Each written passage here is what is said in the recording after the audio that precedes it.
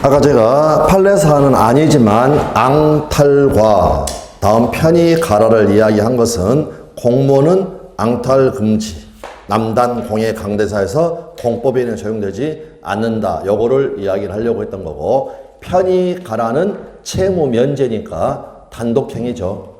더 정확하게는 상대방이 있는 단독행위, 거기에 적용된다라는 거, 이거를 말씀드리기 위해서 했던 부분이 되겠습니다. 다음 이제 16페이지에 통정허위 표시 나와 있고요. 108조 제목을 보면 통정한 허위의 의사 표시. 근데 통정이라는 말이 어감이 별로 안 좋아가지고요. 우리 그 입법 개정안에는 여기가 뭐라고 바꾸려고 되어 있냐면 짜고 한 거짓의 의사표시.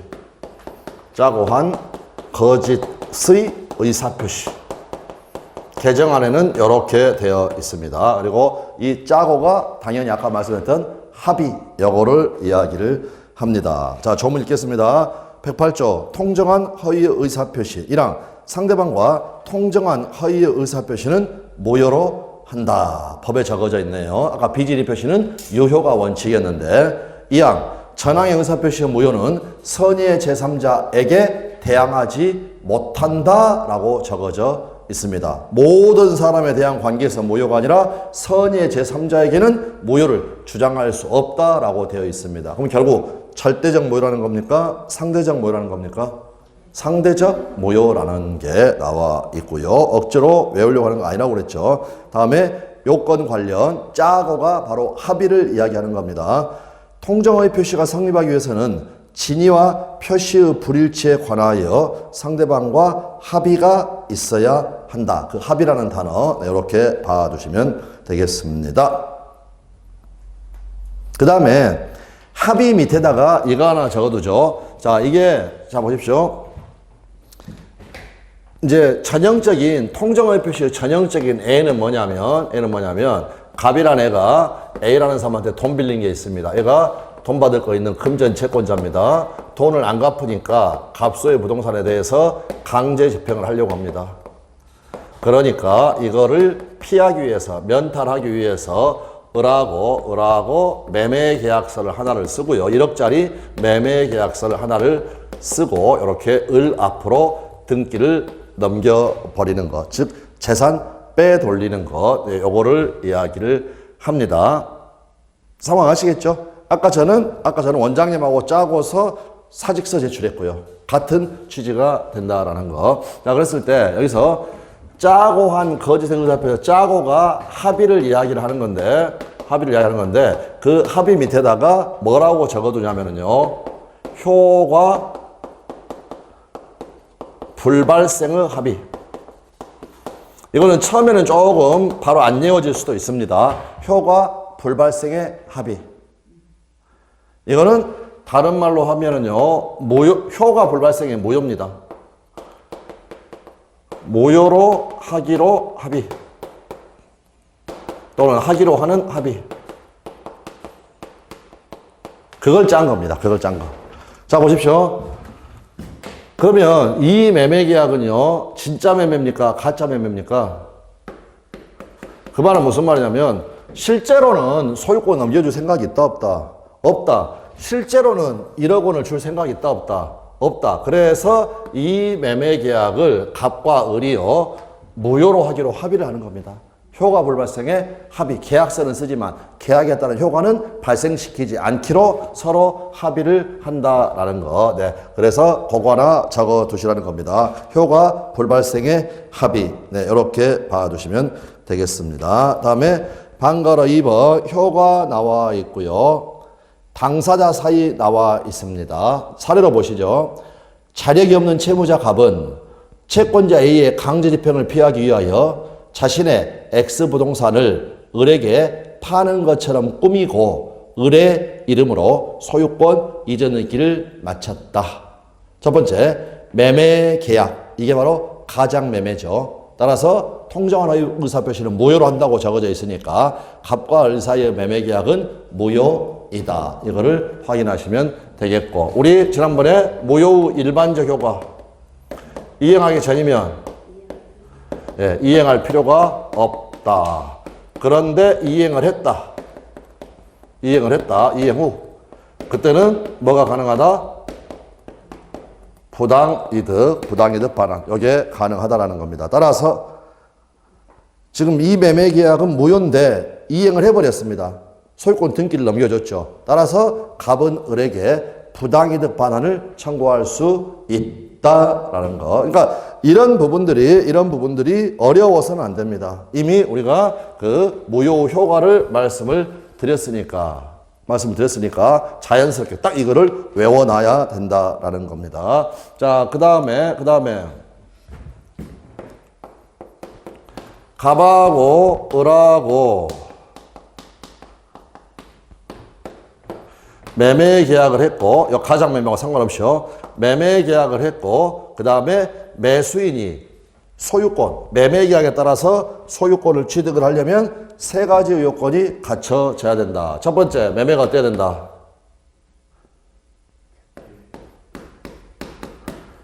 유효해야 된다. 두 번째, 어때야 된다? 갑이 소유자여야 한다. 그런데 이거는 지금 뭘 이야기하는 거냐면 처분행위 할 때 이야기하는 겁니다. 처분행위 할 때. 그런데 이 부동산이 갑게 아닐 수도 있죠. 그때도 타인의 권리는 매매는 유효하고 법에 취득하여 이전하여야 한다라고 적어져 있었죠. 그래서 여기서 직걸 팔았을 때는 상관이 없는데 다른 사람 물건을 팔았을 때는 최소한 6월 1일 날은 소유권이 있어야 된다라는 겁니다. 우리는 항상 매매 계약은 4월 1일 날 하고 이행은 6월 1일 날 하는 거니까. 세 번째, 뭐가 갖춰져야 되느냐? 을 앞으로 소유권 이전 등기가 갖춰져야 한다. 그래서 이것도 묻지 말게 해두셔야 됩니다. 법률행위나 증여너도 마찬가지입니다. 교환너도 마찬가지입니다. 소유권을 취득하기 위해서는 세 가지 요건이 갖춰져야 한다. 첫 번째, 의무 부담행위. 매매 계약 자체가 유효하여야 한다. 다음, 처분권이 있어야 된다. 처분행위할 때 소유자여야 한다. 그 다음, 법률행위로 인해서 소유권이 넘어가려면 등기가 이루어져야 한다. 그런데 지금 여기서 가장매매는 유효, 무효. 무효니까 을 앞으로 등기가 넘어갔고, 그 다음에 갑이 소유자이긴 했지만 원인행위가 지금 무효니까 을은 등기가 되어 있어도 소유권을 취득한다, 못한다? 못한다. 그러면 결국에는요, 갑은 요 등기에 말소를 청구할 수 있는 겁니다. 그래서 바로 그 밑에 물권법에서 공부합니다. 소유권에 기한 물권적 청구권. 갑은 소유권에 기하여 을에게 등기, 무효 등기니까 방해입니다. 방해. 등기의 말소를 청구할 수 있다. 그래서 이렇게 세 가지를 확인을 해 두시면 되겠습니다. 됐습니다. 다음 우측으로 가셔가지고 작은 동그라미 2번 제3자에 대한 관계. 일단 제3자는 뭐냐면 여기 판례입니다. 허위 표시의 당사자 및 포괄 승계인 이외의 자로서, 포괄 승계인은 대표적인 사람이 상속인입니다. 이외의 자로서 허위 표시에 의하여 외형상 형성된 법률 관계를 토대로 새로운 법률 원인으로서 이해관계를 갖게 된 자를 말을 한다라는 것. 그래서 여기 다 볼 필요는 없고요. 다 볼 필요는 없고, 지금 아까 가장매매하고 을 앞으로 등기를 넘겨뒀다. 그 다음에 거기 사례 보십시오. 그 후 을은 이러한 사정을 모르는 병과 위 부동산에 대한 매매 계약을 체결하고 그에게 소유권 이전 등기를 해 주었다. 그러면 요 병이라는 사람이 허위 표시를 기초로 해가지고 새로운 법률상의 이해관계를 맺은 사람이니까 얘가 제3자. 무슨 말씀 아시겠죠? 네, 그렇게 봐주시면 된다라는 겁니다. 그런데 왼쪽, 그 밑에 왼쪽 제목, 상대적 무효라고 그랬죠? 되셨나요? 관련 지문들을 확인합니다. 가장행위의 무효는 선의의 제3자에게는 대항하지 못한다. 그 말이 무슨 말이냐? 갑은 병을 상대로는 병명의의 소유권 이전 등기의 말소를 청구할 수 있다, 없다? 없다. 따라서 이 경우는 병이 부동산의 소유권을 취득한다. 방금 108조 2항에 의해서 이게 바로 상대적 무효가 된다라는 겁니다. 자, 바로 그 밑에는 볼 필요가 없습니다. 그래서 허위 표시는 일단은 요 정도 개념만 잡아 두시면 되겠습니다. 그리고 잠깐 넘어가셔가지고 거기 위에 표에 여러분 두 번째 줄에 보시면 제3자 X라고 적어져 있죠. 왼쪽에 제목이 왼쪽에 있으니까 118페이지 위에 표를 딱 보면 제일 위에가 지금 표 넘어갔습니다. 제3자 X라고 적어져 있죠. 제3자 X라고. 그래서 여기에서는 일단 첫 번째 사람을 기억하는 거죠. 방금 당사자와 포괄승계인 이외의 자라고 그랬죠. 따라서 당사자하고 포괄승계인 즉 상속인은 제3자도 아니다 라는 거 앞에 그 판례가 나와 있었습니다. 걔들만 일단은 기억을 한다라는 겁니다. 다음 방가로 3번에 보시면 제목이 은닉행위라고 되어 있고 괄호에가 뭐라고 되어 있느냐 허위 표시와 구별 개념이라고 되어 있습니다. 허위 표시와 구별 개념. 자, 그러면 이거는 지금 어떤 상황이냐면요. 좀 이따 사례 읽어보도록 하고 갑이 을한테요 공짜로 지 부동산을 준다고 했습니다. 무상으로 건물 소유권을 이전할 것을 약속을 했고 을은 거기에 대해서 감사합니다 하고 승낙을 하였습니다. 그러니까 둘 간에 어떤 계약이 체결됐다? 증여계약이 체결됐다. 증여계약이 체결되었으니까 을은 갑에게 소유권을 이전해달라고 할 수 있는 채권이 생겼습니다. 갑은 이 채무를 이행을 해야 되겠죠. 자, 그래서 갑에서 이제 2번 을 앞으로 소유권 이전 등기가 경료가 되었는데 증여세가 너무 비쌉니다. 그래서 갑하고 을이 1억 원짜리 매매 계약서를 하나를 씁니다. 그리고 등기 원인은 매매로 해가지고 앞으로 소유권 이전기가 되어 있다라는 거. 됐습니까? 그러면 이 매매는 진짜 매매입니까? 가짜 매매입니까? 가짜 매매죠. 즉 대금 지급할 의사가 있다 없다? 없다라는 겁니다. 그러니까 가장 매매는 무효. 그런데 증여계약에 대해서는 지금 특별한 어떤 이야기가 없었죠. 그러니까 증여계약 어떻게 되겠습니까? 증여계약이 유효하니까 지금 소유권 이전 조건이 발생을 했죠. 되셨나요? 증여계약이 방금 뭐라냐면 증여에 대해서 합의를 했습니다. 을이 했습니다. 그러니까 증여계약이 유효하니까 소유권 이전 조건이 생긴 거죠. 되셨나요? 그러면 을은 소유권을 취득한다 못한다? 취득한다라는 겁니다. 그래서 이 경우에는 왜냐? 소유권 이전 조건 가지고 있었고 소유권 넘어갈 사람한테 넘어갔으니까 이런 걸 물권법에서 뭐라고 하느냐? 실체적 권리관계와 부합한다. 실체적 권리관계와 부합한다. 그러므로 을은 등기를 경료를 하게 되면 소유권을 취득을 한다라는 거. 다시요. 을 앞으로 등기가 되어 있었고 을이 병한테 양도하였습니다.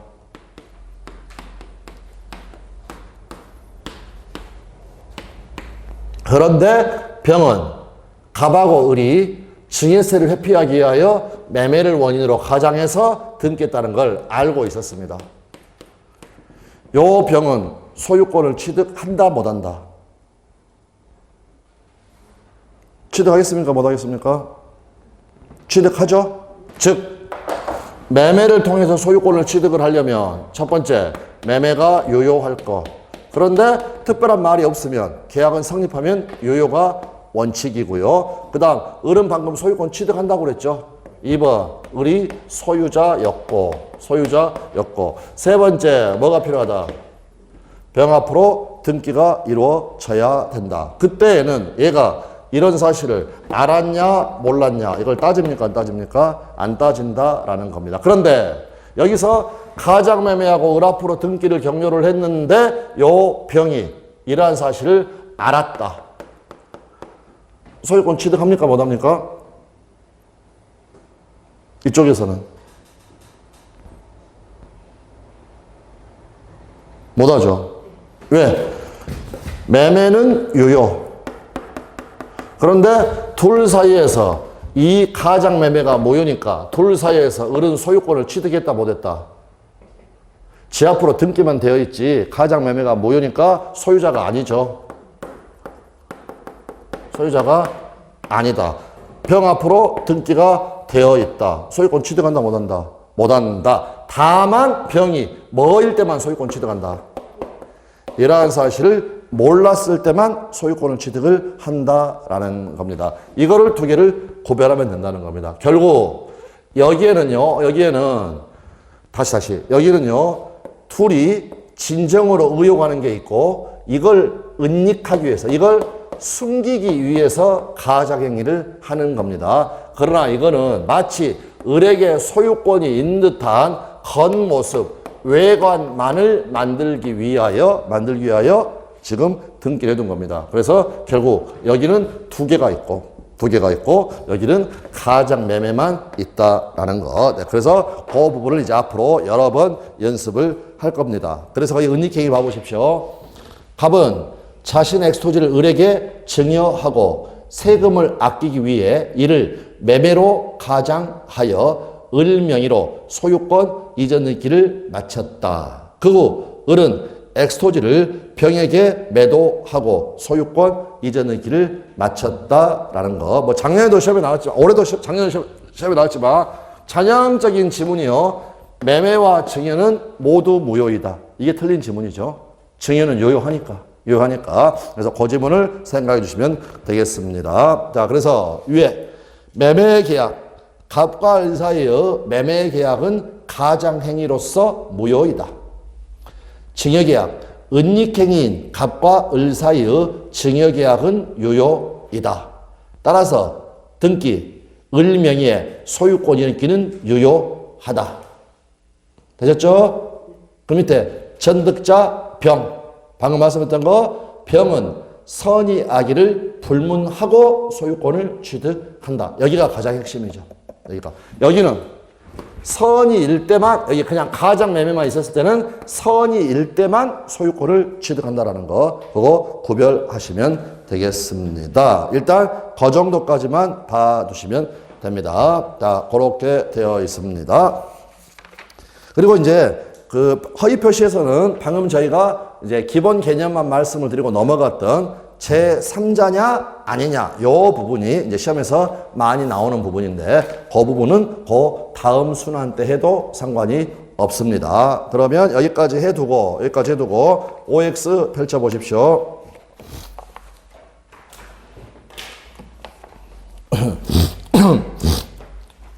88번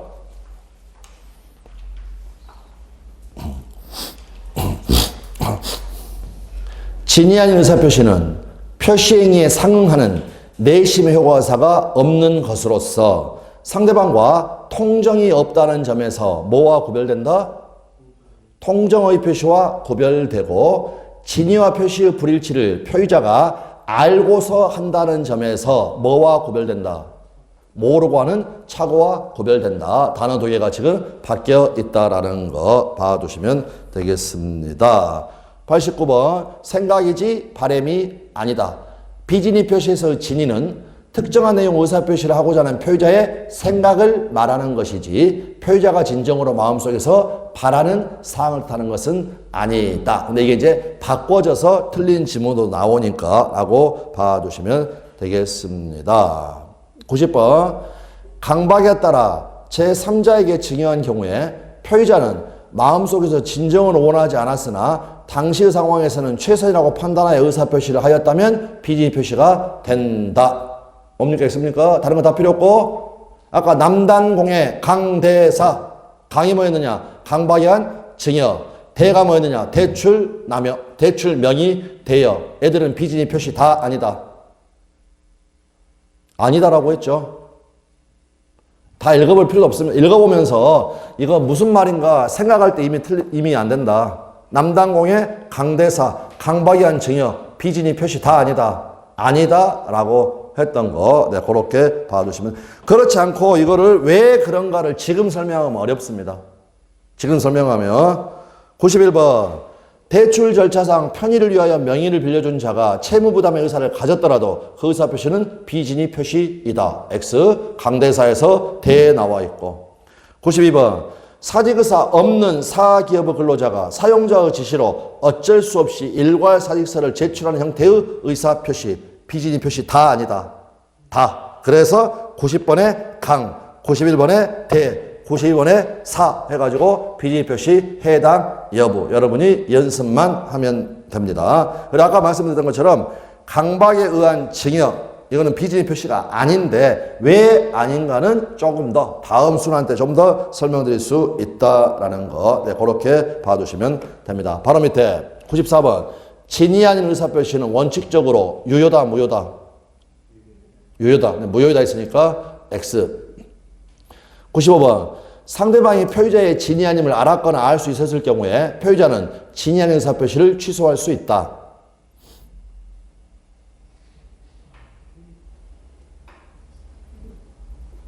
무효 사유입니까? 취소 사유입니까? 무효라고 했죠. 취소할 수 있다 하면은 틀린 지문이라는 거.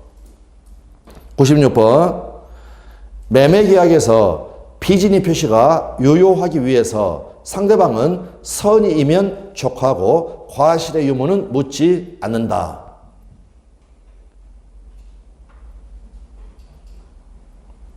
어떤가요? 아까 선의 무과실인 경우에 한하여 유효하다라고 했죠. 그러니까 과실 유무는 묻지 않는 게 아니라 과실이 없어야 된다라는 거. 알 또는 알이면 무효니까. 악의하고 과실이 있는 경우가 무효가 되니까 선이 무과실이어야 한다라는 거. 97번은 넘어가고 99번 상대방이 있는 단독행위에 비진입 표시에 관한 규정이 적용될 수 있나요? 없나요?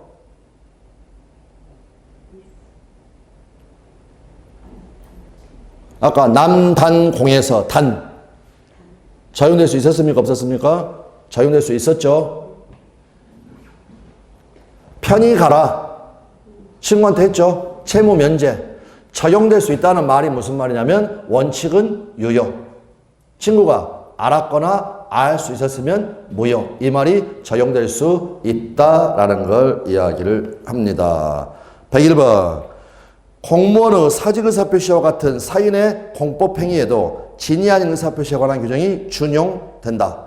남단 공법행위는 적용된다 안 된다? 준용된다 안 된다? 안 된다. 따라서 공무원은 앙탈 부리다가는 큰일 난다 라고 이야기를 하였습니다. 그래서 지문 자체가 별로 없다. 비진입 표시는. 그래서 계속해서 아까 말씀드렸던 거 얘들을 봐주시면 되겠습니다. 다음 통정의 표시 나와 있고요. 넘어가셔가지고 102번 통정의 표시가 성립하기 위해서는 진위와 표시의 불일치에 관하여 상대방과 합의가 있어야 한다. 이 말이 짜고라고 했죠. 자, 그 다음 작년 지문 통정의 표시는 표의자가 의식적으로 진위와 다른 표시를 한다는 것을 상대방이 알았다면 성립한다. 옵니까? X입니까? X죠? 짜고가 있어야 되죠. 알고 플러스 짜고. 그래서 결국 102번과 33의 3번 지문은 똑같은 취지입니다. 알고 플러스 짜고. 확인되셨죠? 네, 합의가 있어야 한다는 거 이렇게 봐두시면 되겠습니다. 그 다음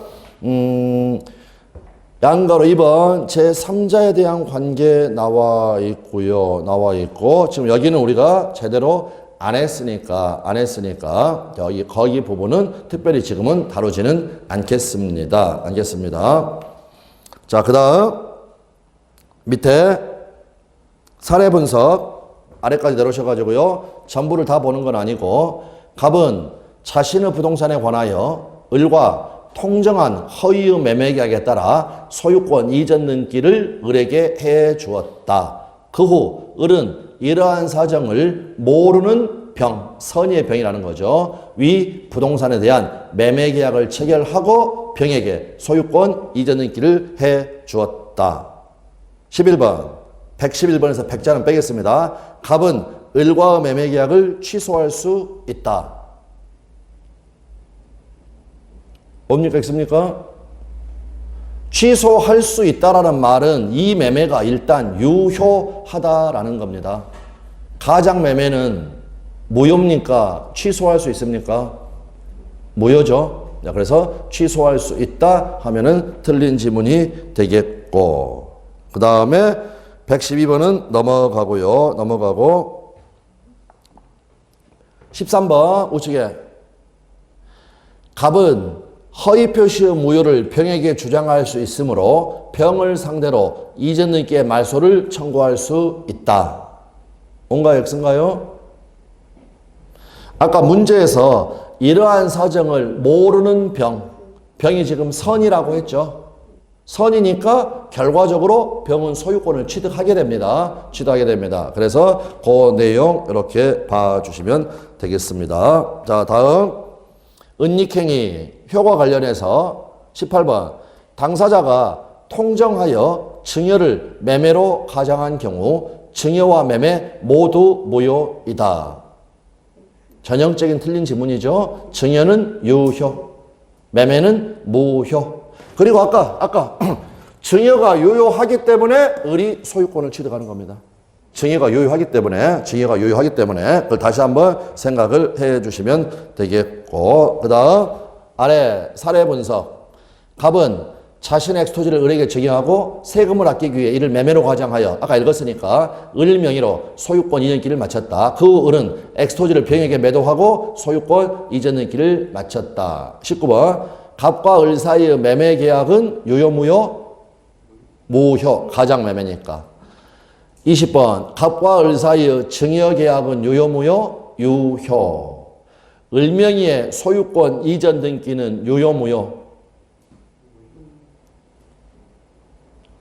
여기 을이 소유권 취득한다고 그랬죠. 그러니까 을 명의의 소유권이 이렇게 유효 무효? 유효.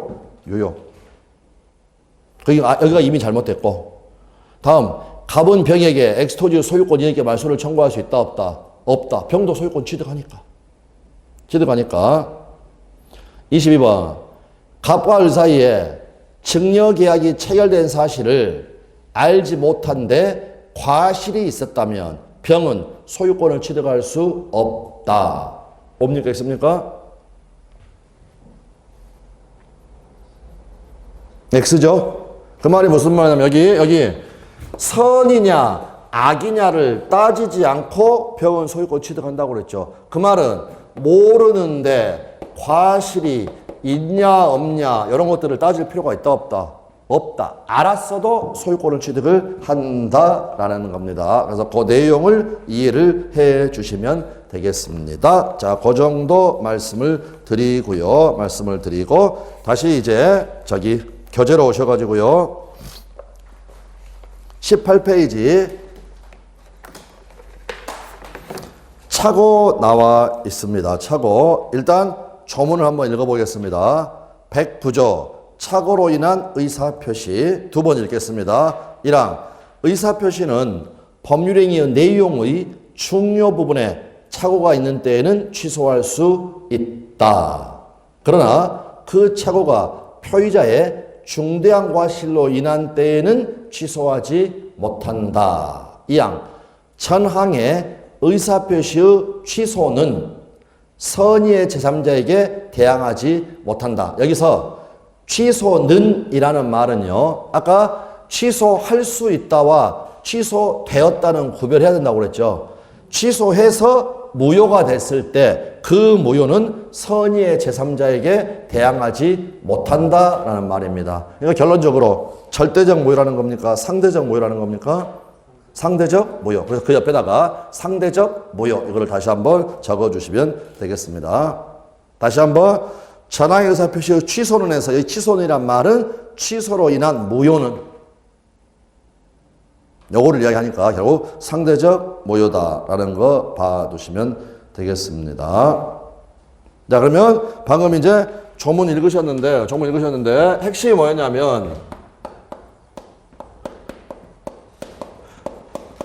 법률의 내용의 중요 부분에 착오가 있어야 됩니다. 그래야 취소할 수 있다라고 법에 적어져 있습니다. 이게 본문이고 단서에 그러나 중대한 과실 줄여서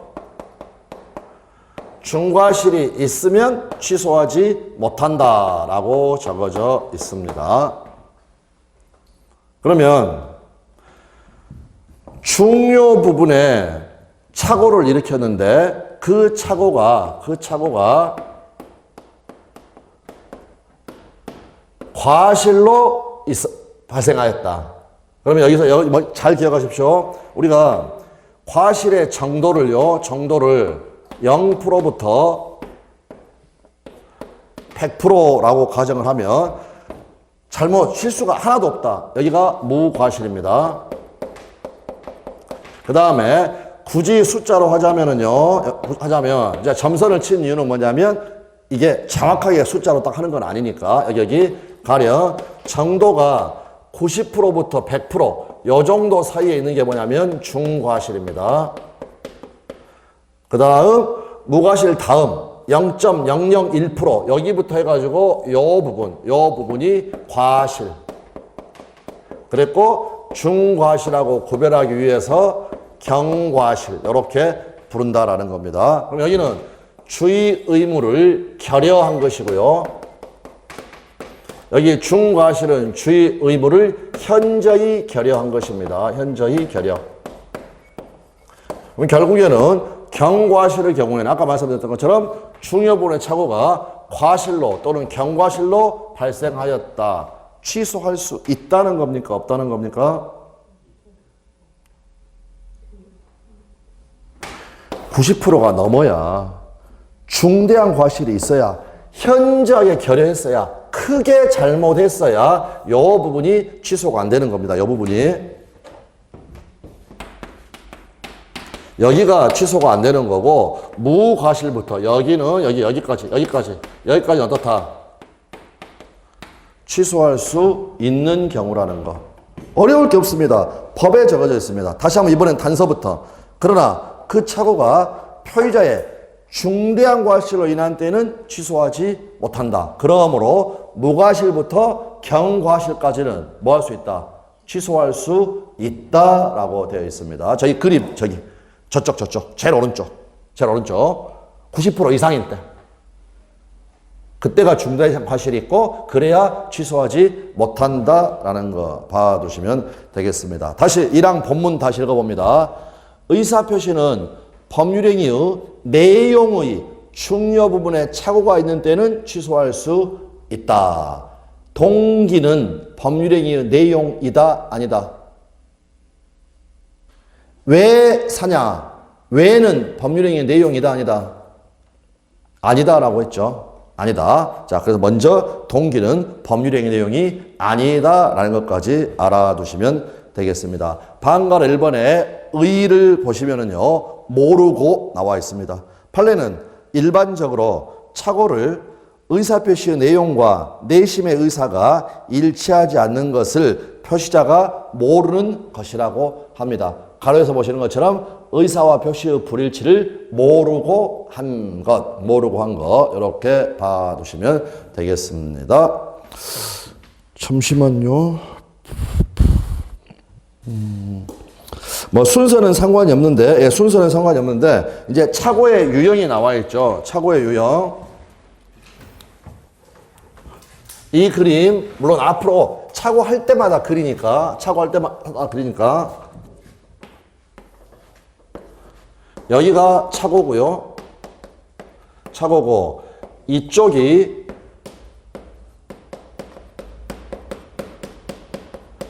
고유한 의미의 착오고요. 이쪽이 동기의 착오라고 불리는 부분입니다. 그리고 이쪽 고유한 의미의 착오가 책은 좀 이따 보기로 하고 표시상의 착오. 그 다음에 순서는 바꿔가지고 법률의 차고. 그 다음에 이제 별 의미가 없습니다. 그거는 그냥 나중에 여러분들이 참고만 하시고 이거를 의미의 차고. 이렇게 부르는 것들이 있다. 그러면 고유한 의미의 차고. 여기는 별 의미가 없으니까 고유한 의미의 차고에는 그대로 방금 우리가 읽었던 109조. 요게 그대로 적용이 됩니다. 그럼 한번 생각해 보십시오. 고유한 의미의 차고는요, 고유한 의미의 차고는 의사와 표시가 일치일까, 불일치일까? 이미 그 전에 그 위에서 하지 않았습니까? 일치입니까, 불일치입니까? 아까 표시상의 차고 1억 원에 매도할 의사로 타이핑을 하다가 잘못해가지고 1,000만 원으로 타이핑을 했다. 일치입니까, 불일치입니까? 불일치. 그래서 고유한 의미의 차고, 여기는 불일치입니다. 그런데 아까 전철역이 들어설 것이라고 오인해가지고요, 이렇게 시가 1억짜리인데 훨씬 더 비싸게 매매 계약을 체결을 하였다. 그러면 의뢰, 실제 의사 2억에 매수할 의사로 표시, 2억에 매수하겠다고 표시를 했다는 겁니다. 이게 왜 이렇게 좋네요. 왜? 이게 바로 동기의 차고. 동기의 차고는 의사와 표시가 일치합니까, 불일치합니까? 확인되셨나요? 외울 게 아니라. 그래서 동기의 차고는 의사와 표시가 일치한다, 불일치한다? 일치한다. 그래서 고유한 의미의 차고하고 다르다. 이거는 반드시 기억을 해야 그 다음에 이제 다른 지문들하고 연결이 될 수가 있기 때문에 봐주시면 되겠습니다. 자, 그러면 거기 18페이지에 보시면 차고의 유형이 나와 있고요. 첫 번째, 표시상의 차고. 매매계약서에 100만 원이라고 쓴다는 것을, 이건 이제 매수인 입장에서 한번 생각해 보십시오. 청약하다가 1,000만 원으로 잘못 적은 경우, 타이핑 잘못한 거. 가로에 뭐라고 적어졌느냐? 표시행위 자체를 잘못한 거. 근데 이거는 이제 강학상 예로 드는 거고, 아래가 판례사안입니다. 판례사안은 신원보증 서류인데, 우리 시험에서는 신원보증도 나온 적도 있지만 또 부동산 거래계약서에 서명, 날인한다는 착각에 빠진 상태로 연대보증의 서면에 서명 날인하였다. 그러면 의사는 신원보증입니까? 연대보증입니까? 신원보증. 표시는 연대보증. 의사와 표시가 일치한다, 불일치한다? 불일치한다. 그래서 이것도 판례가 표시상의 착오다라고 해서 우리 기출이 된 부분이 되겠습니다. 그 다음 우측에 가시고 의미의 착오는 별 의미 없습니다. 그냥 한 번 정도만. 마르크와 달러가 동일한 화폐 가치를 갖는 것으로 오인하고 100달러라고 적을 것을 100마르크라고 적었다라는 겁니다. 표의자는 자기가 표시하는 바를 제대로 표시했습니다. 100마르크라고 쓰려고 썼으니까. 그런데 의미를 오해한 겁니다. 100달러하고 100마르크하고 같다라는 거. 그래서 요거는 그냥 아주 참고만 하시고. 그 다음 법률의 착오. 일단 법률의 착오가 뭔가는 신경 쓰지 마시고, 법률의 착오에 대해서도 아까 제가 적었죠. 109조가 그대로 적용된다. 고유한 의미의 착오에 해당하니까. 그렇게 봐두시고, 그 다음 밑에가 이제 판례인데, 법률의 착오, 법률에 관한 착오 다 같은 말입니다. 그래서 법률에 관한 착오. 괄호 안에 적어져 있는 건 제가 임의로 적은 게 아니라 판례 스스로가 괄호치고 적은 겁니다. 양도소득세가 부과될 것인데도 부과되지 않는 것으로 오인하였다. 자, 이번에는 가로는 그냥 건너뛰고, 법률에 관한 착오라도 그것이 법률행위 내용의 중요 부분에 관한 것인 때에는 표의자는 그 의사표시를 취소할 수 있다라고 판례가 이야기를 하였습니다. 이 말이 109조가 그대로 적용이 되니까 중요 부분에 해당하면 원칙적으로 취소할 수 있다라는 거 그렇게 봐두시면 되겠고요. 그 다음에 참고로 거기가 양도세라는 단어가 보이죠, 여러분? 양도세. 그러면 우리 시험 범위에 양도세 요 단어가 나오는 게 사건이 두 개가 있습니다. 물론 우리 시험에서 이거 하나만 나왔지만 이와 대비되는 사건이 공장 사건이 있습니다. 공장 사건. 그래서 말도 안 되지만 결론은 어떻게 하시느냐? 양도세는 가진 자가 낸다. 법은 가진 자가 만들었다. 따라서 양도세가 단어가 들어가는 이 부분에서는 전부 다 차고 취소를 판례가 긍정을 하였습니다. 그러나 이것도 제가 그냥 비유하는 거니까 말도 안 됩니다. 너는 가진 게 없으니까 평생 그냥 공장에서 일이나 해라 라고 하면서 차고 취소가 안 됩니다. 양도세 사건은 두 개가 판례가 있는데 차고 취소가 되고 공장자 들어가는 사건들은 이거는 차고 취소가 안 된다라는 겁니다. 그래서 잠깐 건너뛰어 가지고 제일 밑에 여러분 메모라고 되어 있는 바로 위에 판례라고 적어져 있죠. 판례라고. 그러면 세 줄이 나와 있는데 동기의 착오가 될 수 있다라고 적어져 있죠. 거기까지 확인하셨나요? 네. 그 옆에다가 뭐라고 적어두시느냐? 벽돌 공장 사건. 내용은 생각하지 마시고 벽돌 공장 사건. 착오에는 판례가 너무 많기 때문에 사건 위주로 가야 됩니다. 사건 위주로. 자, 그 다음 20페이지 가셔가지고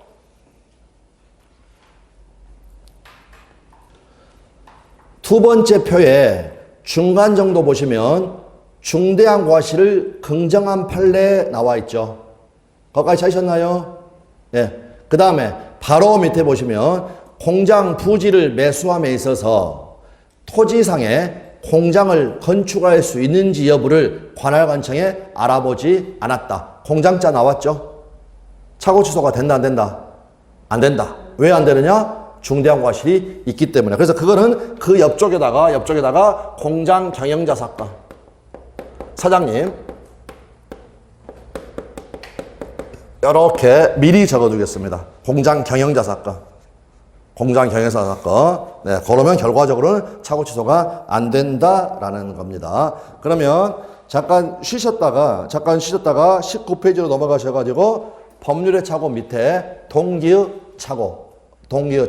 네, 요 부분 개념 정도 보도록 하겠습니다.